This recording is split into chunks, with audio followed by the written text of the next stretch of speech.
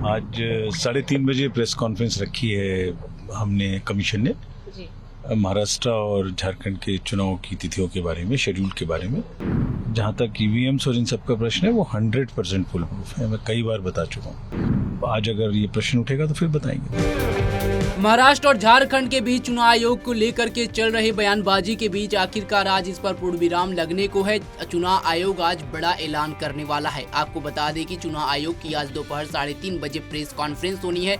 इसको लेकर के मुख्य चुनाव आयोग का बड़ा बयान सामने आया है। मुख्य चुनाव आयुक्त ने इस मामले पर अपनी बात रखी है और कहा है कि दोपहर 3:30 बजे दोनों राज्यों के चुनाव की घोषणा कर दी जाएगी। इसी के साथ ही हालिया में संपन्न हुए जम्मू कश्मीर और हरियाणा विधानसभा चुनाव पर भी उनसे जब सवाल किया गया तो इस पर उन्होंने भी बेबाकी से जवाब दिया।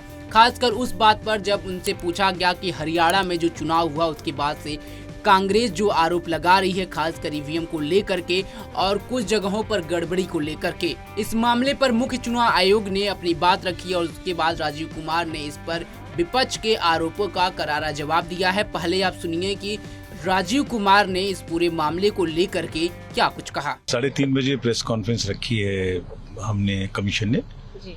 महाराष्ट्र और झारखंड के चुनाव की तिथियों के बारे में, शेड्यूल के बारे में। तो उसमें आप आइए, वहीं सब चीजें आपको बताएंगे। एक अहम सवाल, जिस तरीके से लगातार ईवीएम पर सवाल उठता रहा है और फ्री एंड फेयर इलेक्शन हो, क्योंकि तमाम जो अपोजिशन पार्टीज के लीडर हैं उन्होंने हरियाणा पर भी सवाल उठाया। आज भी यही कह रहे हैं कि हमारी उम्मीद है कि इलेक्शन जो हो फ्री एंड फेयर हो, बायस ना हो, ईवीएम पर सही सटीकता रहे। इस पर क्या कहना चाहेंगे सर? एक महत्वपूर्ण सवाल, क्योंकि हमेशा से इलेक्शन कमीशन पर उठता रहा है। सवाल का जवाब पब्लिक देती है। जी सर। वोटिंग में परसेंटेज और वोटिंग में पार्टिसिपेट करके पब्लिक जवाब देती है सवाल का। जहां तक ईवीएम्स और इन सब का प्रश्न है वो 100% फुल प्रूफ है। मैं कई बार बता चुका हूँ। फिर आज अगर ये प्रश्न उठेगा तो फिर बताएंगे वहाँ पर। आपको बता दें कि 2 राज्यों में चुनाव होने वाले हैं, जिसको लेकर के आज ऐलान हो जाएगा कि महाराष्ट्र और झारखंड में कब विधानसभा का चुनाव संपन्न होगा। अगर आज चुनाव का ऐलान हो जाता है तो आज से ही दोनों राज्यों में आचार संहिता की घोषणा कर दी जाएगी। इसको लेकर के पार्टियां काफी दिनों से हरकत में हैं। बीते अगर कुछ महीनों से बात की जाए तो झारखंड हो या महाराष्ट्र, दोनों जगह की राजनीति काफी गरमाई हुई है।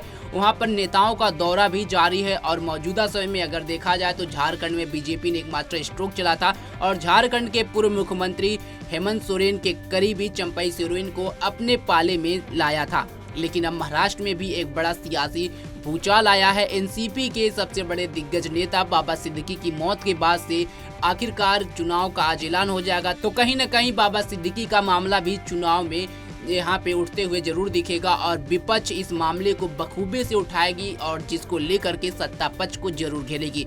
लेकिन जिस तरह से ईवीएम पर सवाल उठाए जा रहे थे, एक बार फिर से चुनाव आयोग के साथ साथ यहाँ पर बात करें मुख्य चुनाव आयुक्त की, तो उन्होंने भी क्लियर साफ कर दिया है कि ईवीएम में कोई गड़बड़ी नहीं है, कोई हैकिंग नहीं की जाती है। जो विपक्ष आरोप लगा रहे हैं वो पूरी तरह से निराधार है। इस खबर पर आपकी क्या राय है कमेंट बॉक्स में जरूर बताएं। तमाम खबरों के लिए जुड़े रहे हमारे साथ और देखते रहे punjabkesari.com। धन्यवाद।